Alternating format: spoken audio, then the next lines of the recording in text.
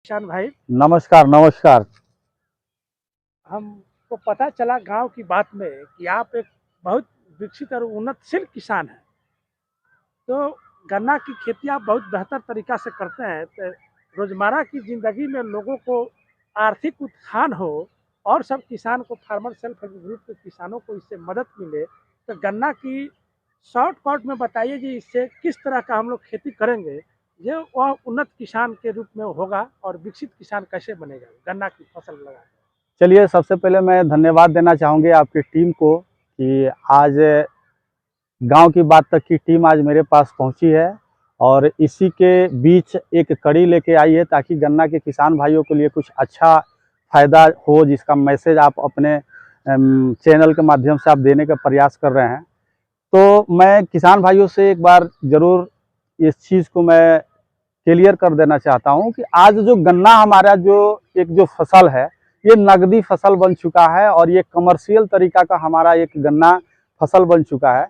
जो अगर हम देखें तो यहाँ पे 85% किसान गन्ना की ही खेती लगा रहे हैं और बेसिक तरीका से अगर इसको हम लोग सही ढंग से अगर इस चीज़ को करें तो किसान भाई इससे काफ़ी अच्छा नगदी के रूप में अपने फसल से पैसा कमा सकते हैं, जिससे हमारे किसान भाइयों को अपने लड़का लड़की की शादी हो या अपने आर्थिक स्थिति को सुधारने की बात हो या बच्चों को दूर दूर तक पढ़ाने की जो किसान भाइयों की जो सोच हो। हाँ। तो ये सारा जो सिम्टम है हमारा एक ऐसा फसल है जो उनके लिए बहुत वरदान साबित होगा। अच्छा। अब बात करते हैं यहाँ गन्ना की। तो गन्ना में बेसिक तरीका यही है कि आप सबसे पहले अपने प्लॉट को रिक्वायरमेंट में रखें कि मेरा प्लॉट का सिस्टम क्या है।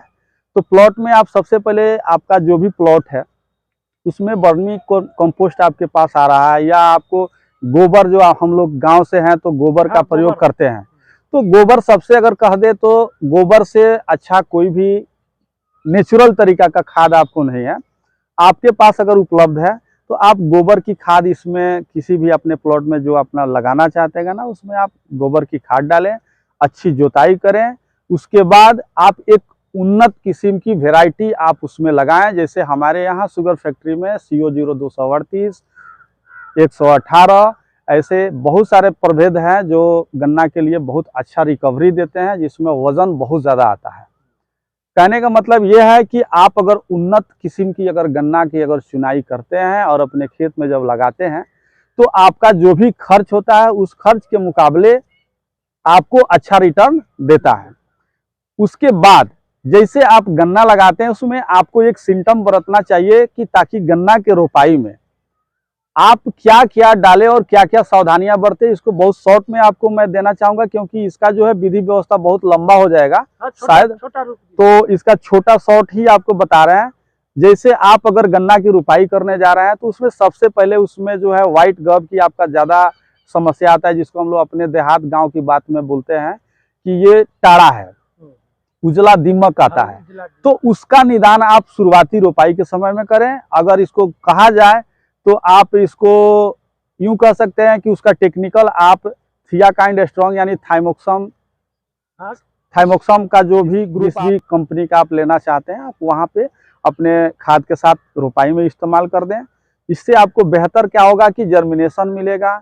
जर्मिनेशन के साथ साथ जो है आपको टिलरिंग का ज़्यादा विकास होता है। उसमें सूट बोरर, जो अर्ली सूट बोरर होता है और रूट बोरर होता है, ये चीज़ आपको ज़मीनी समस्या से आपको बचाता है।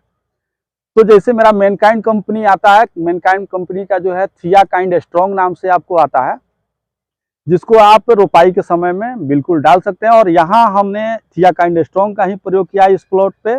आप यहाँ देख पा रहे हैं कि गन्ना का जो भी विकास होना चाहिए, यहाँ आप थोड़ा सा कैमरा के माध्यम से भी देख पा रहे हैं, बिल्कुल नेचुरल तरीका से हरा भरा है और नीचे बहुत सारा टिलरिंग है और काफ़ी कम समय का ये गन्ना है। अक्टूबर प्लांट नहीं है, फरवरी प्लांट है।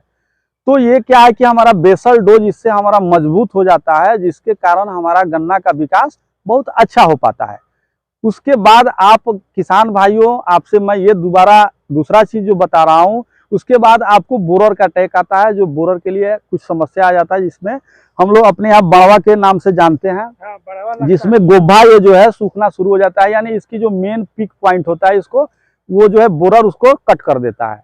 तो इसके लिए हमारे मैनकाइंड कंपनी से एक आता है ज्यूस फ्रूट नाम का दवा, जिसमें आप अगर उसको इस्तेमाल करते हैं तो इसमें बोरर की समस्या नहीं लगता है।